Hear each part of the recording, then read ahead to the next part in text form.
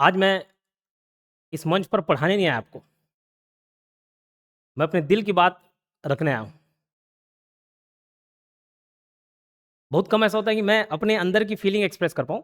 Even आस-पास के जितने भी सराउंडिंग्स में जो लोग हैं, मम्मी-पापा हैं, वाइफ़ है, क फैकल्टीज़ हैं, स्टाफ हैं, वो भी नहीं समझ पाते कि वो कब हैप्पी मूड में है, कब सैड में है, कोई एक्सप्रेशन नहीं समझ पाता, बहुत कम एक्सप्रेस करता हूँ। लेकिन आज मुझे लगा कि अपने दिल की बात रखनी चाहिए, तो मैं रख रहा हूँ। 2023 सहकारिता एग्ज़ाम की बात है। उसमें मेरा रैंक लगा 23वाँ रैंक। आप सभी को मालूम है, जो जान रहे हो, जो ये वीडियो जहाँ तक पहुँच रहा होगा, तो ऑलमोस्ट सभी योगेंद्र साहू को जानते हैं। व्यापम के फील्ड पे ऑलमोस्ट सब योगेंद्र साहू का नाम सुने होंगे, सब जानते हैं। सभी मुझे अपना चुके हैं ऑलमोस्ट। 2023 में 23वाँ रैंक आया, मैंने एक वीडियो बनाया कि योगेंद्र साहू सर ने फिर से किया टॉप, ऐसे एक वीडियो बना। ठीक। और मुझे याद है कि मैं एक स्टूडेंट की शादी में बलरामपुर घूमने गया था। पहली बार मुझे कोई ऑफ़लाइन प्लस ऑनलाइन समझ लो, दोनों मोड में।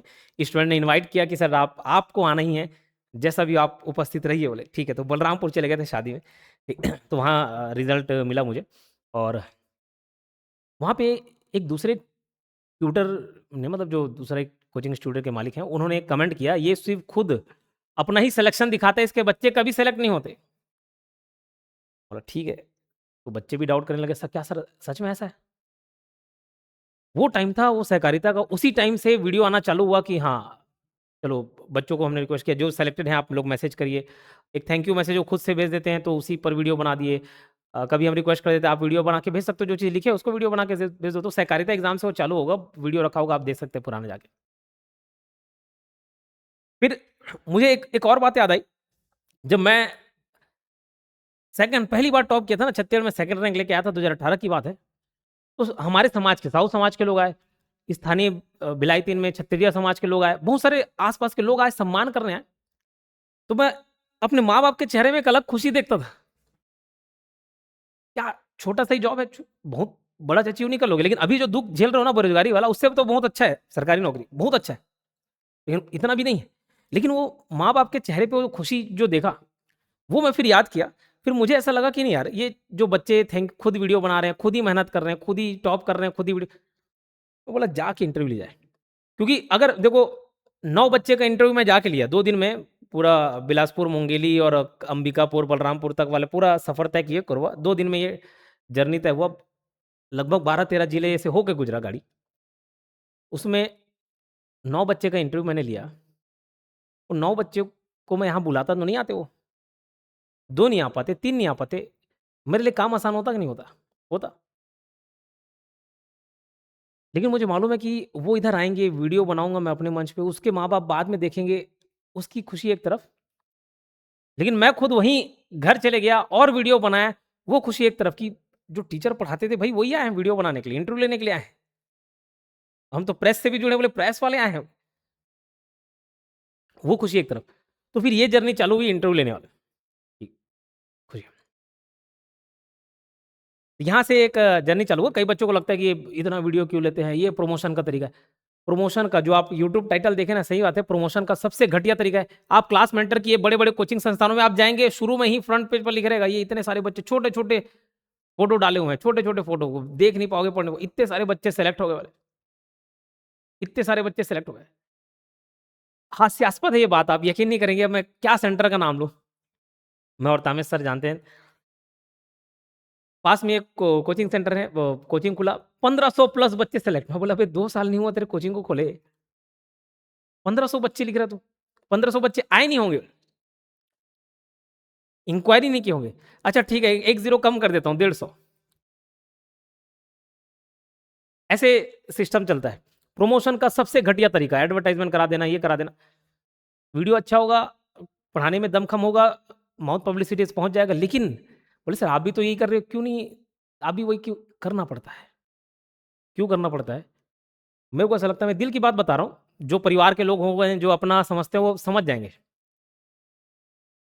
मुझे ऐसा लगता है कि ना, आपको कोई टीचर, अच्छे से अच्छा टीचर, विद्वान टीचर आपको सिर्फ़ पढ़ा सकता है, तैयार नहीं कर सकता।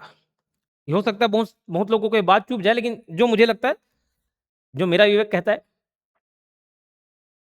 जो मेरा मन करता है, वो यही है कि टीचर जो है वो आपको सिर्फ पढ़ा सकता है, तैयार नहीं कर सकता। तो तैयार कौन कर सकता है? एक सिलेक्टेड स्टूडेंट जो खुद एग्जाम में बैठा हुआ है, जो उस एग्जाम प्रेशर को फील करता है। कितने सब बच्चे देखे होंगे 5 साल 6 साल से तैयारी कर रहे हैं, लाइब्रेरी में दिन रात एक कर दे रहे, क्यों नहीं निकल रहा एग्जाम उनका? क्यों? सोचे हो कभी?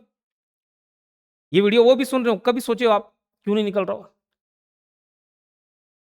एग्जाम प्रेशर को फील करना अलग चीज है वो। आपको एक मैथ्स का टीचर बिल्कुल बहुत अच्छा मैथ्स पढ़ा सकता है, इंडियन जी के बहुत अच्छा पढ़ा सकता है, अरे लेकिन वो 2 घंटे 3 घंटे के पेपर में वो कैसे आप उसको डील करें, सारे सब्जेक्ट्स को कैसे डील करें, कैसे याद करें, क्या क्या कंटेंट पढ़ के जाएं? हम अच्छा टीचर किसको मानते हैं? अरे वो पॉलिटी है मस्त, एक साथ योगेंद्र सर पूरा आर्टिकल 1 से लेके 395 ऐसी खड़े खड़े पढ़ा देते, बोले 7 घंटे में पूरा खत्म कर दिए पॉलिटी क्लास, एक एक चीज याद है, वो अच्छा टीचर समझ लिए। लेकिन क्या वो एग्जाम के लिए उपयोगी है? मैंने अपना शक्ति प्रदर्शन तो कर दिया ज्ञान, अरे मुझे बिल्कुल याद है, बोले आर्टिकल 1 से लेके 395 पूरा लाइन से बता, लेकिन क्या वो एग्जाम के लिए उपयोगी था? मुझे ऐसा लगता है कि सेलेक्टेड स्टूडेंट, इसलिए जितने एग्जाम मैंने दिलाए उसके बाद भी फॉर्म बीच में भरते रहता हूँ, रैंक लगे नहीं लगे, देखो अब मैं सेलेक्ट होने के लिए नहीं पढ़ता, नहीं मैं सिलेक्शन चाहिए, फिर मैं आपको पढ़ाऊंगा कैसे? फिर मैं वो चीजें पढ़ूंगा ना जो मुझे नहीं आता है, जहां से मैं स्कोर कर सकता हूँ। मैं तो जो मुझे आता है उसी चीज को घिसा पिटा 8 बार 10 बार वही वही चीज बता रहा हूँ, लेकिन फिर भी बैठता हूँ और फिर भी कभी कभार रैंक लग जाता है, सिर्फ इसलिए कि बदलते हुए एनवायरमेंट को, बदलते हुए जो पैटर्न एग्जाम उसको फील करूँ खुद, वो एग्जाम प्रेशर फील करूँ, वो टाइमिंग समझ आए मेरे को, 2 घंटे में इतने कूट वाले प्रश्न आ गए, ठीक है, तो समझ आया कि भैया मैं अब अपने स्टूडेंट को कैसे रेडी करूं, इसलिए एग्जाम फील्ड में उतरना पड़ता है। ठीक है, तो ये जर्नी, इसीलिए ये एडवर्टाइजमेंट का सबसे घटिया तरीका, ये देख रहे होंगे टॉपर टॉपर लिस्ट आ रहा होगा यहाँ पे, डाल दो एक बार और, हर वीडियो में देखते होंगे, इसलिए कॉन्फिडेंस जगे, कॉन्फिडेंस जगे, समझ आ रही बात? तो ये सर्वाइव करने के लिए करना पड़ता है, मुझे मालूम है। कोई चीज अच्छी है ये जरूरी नहीं है, वो अच्छी है लोगों को मालूम चले या ज्यादा जरूरी है? तो क्यों ये इंटरव्यू, क्यों ये जर्नी शुरुआत हुई, ये मुझे बताना था, और एक अपनापन फील होता है। आपको मालूम, अभी मैं गया, निकला मुंगेली, और मुंगेली से सारे रास्ते कर करके फिर घर वापस आया, एक जगह न चाय पीने रुके हम लोग, न नाश्ता, न लंच, न डिनर, वो बच्चे के घर वाले जबरदस्ती मुंह में ठूस दिए, बोले ऐसे नहीं सर आए हो खा के जाना पड़ेगा, ऐसे कैसे, हम भी देखते कैसे नहीं होगा, ना किसी का जाति देके ना किसी का धर्म देके, ऐसा लगा ही नहीं कि वो दूसरे लोग हैं, ऐसा लगा अपना ही परिवार है, जैसे कहीं दूसरे जगह चले गए, बोलते ना हाँ मौसी खाना बना के रख देवे आ तो, बिना बोले, तो ऐसा लगा वो परिवार ही है, कोई नहीं लगा कि दूसरे घर चले गए। तो ये रीज़न था यहाँ से स्टार्ट करने के लिए, और आगे भी मुझे लगता है कि जब तक, बहुत लोगों को लगता होगा, बिल्कुल लगना चाहिए, सबका अपना एक फ्रीडम ऑफ स्पीच है, बोल सकते हैं, लेकिन मैं ऐसा सोचता हूँ कि सिर्फ प्रॉफिट प्रॉफिट मोटिव रख के आप कितना आगे जा सकते हैं, कितना पैसा कमा डालोगे और कितना वो पैसे का क्या खा डालोगे। मैं चाहे महीने का 1 लाख कमाऊँ या 1 करोड़ कमाऊँ या 10 करोड़ कमाऊँ, मुझे वो 3 टाइम ही खाना है, वही रोटी सब्जी दाल चावल खाना है, और उससे ज़्यादा कुछ नहीं। तो बस बोलना ये था, हम हमेशा से मेहनत करते आते हैं, और ये वीडियो दिखाना, ये एडवर्टाइजमेंट, ये नीड हो जाता है, क्योंकि बाकी लोगों के बीच सर्वाइव करना है। कटाक्ष आते तो बच्चे के मन में डाउट हो जाता, मैं ऐसा लगता है कि कभी कोई एक स्टूडेंट ना गलत हाथों में मत जाए, गलत हाथों में मत जाए। बहुत सारे टीचर हैं बहुत अच्छा काम कर रहे हैं, लेकिन कुछ ऐसे ही फील्ड है, वो प्रॉफिट मोटिव काम करते हैं, और गलत भी नहीं है। मैंने बोला ना कोई यहाँ द्रोणाचार्य है और ना कोई अर्जुन है, ना कोई एकलव्य है। कोई बोलता है आप मेरे गुरु हैं सर, आप मेरे मेंटर हैं, बोले ठीक है मेंटर, गुरु नहीं, गुरु का दर्जा मत दो, बोलो शिक्षक हूँ मैं, शिक्षक हूँ, मत दो मान सम्मान उतना। जिस दिन मैं उतना संपन्न हो जाऊं, उतनी सामर्थ्य रहे मेरे मुझ में, उतना क्षमता रहे कि मैं सारा चीज़ फ्री में कर पाऊँ, उस दिन मुझे बोलिएगा कि मैं गुरु हूँ, तब तक मैं शिक्षक ही हूँ। और शिक्षक के तौर पे और एक विद्यार्थी के तौर पे मैंने बोला अभी खुद एग्जाम फाइट करते हैं, जब तक एज रहेगा तब तक करेंगे, सिर्फ इसलिए कि मैं उस एग्जाम का लेवल समझूँ। अरे कोई मेरे से पूछे तो मैं गाइड तो कर पाऊँ, कम से कम कोई ये ना बोले कि अरे खुद का एग्जाम नहीं निकला करके टीचर बन के पढ़ा रहा है, ये ना बोले, हालांकि उनमें कॉन्फिडेंस रहे। ये तो पूरा टीम हमारा मेहनत करता है इसीलिए। क्लियर है? तो लगा मुझे बस ऐसे ही कि अपनी बात पहुंचानी चाहिए। कई लोग कटाक्ष करते रहते हैं तो मुझे लगा जवाब देना चाहिए। एक बहुत बढ़िया परिवार है, बहुत प्यार मिलता है छत्तीसगढ़ के किसी भी कोने में चले जाओ। हो सकता है ये बातें लंबी हो, लेकिन पता नहीं आज दिल कर रहा है। मैं आया वापस तो तबीयत खराब हो गया, 2 दिन से बिस्तर पे लेटे रहे, इसलिए बाकी बच्चों के पास भी और इंटरव्यू लेने गए और थक गए। तो फिर लगा कि नहीं यार, बात रखनी चाहिए अपनी। बहुत प्यार मिलता है। मैंने बोला एक एक बार एक लाइव क्लास में एक बच्ची ने कमेंट किया कि सर आपको सारी चीज़ें याद रहती है, आप मुंह जबानी ऐसे बता देते हो देख के, आप कलेक्टर क्यों नहीं बन जाते? तो वो एक कटाक्ष था ऐसा मुझे लगा, ठीक है, क्योंकि मैं उसमें मोटिवेट कर रहा था बच्चों को, ये आप भी कर सकते हो। तो बोला जब आप कर सकते हो तो फिर कलेक्टर क्यों नहीं बन? तो मैं पूछा कहाँ से हो बेटा आप? बोले सुकमा से हूँ। और मैं उसी टाइम सुकमा में वो रामाराम मंदिर वाला वीडियो कवर करके आया था।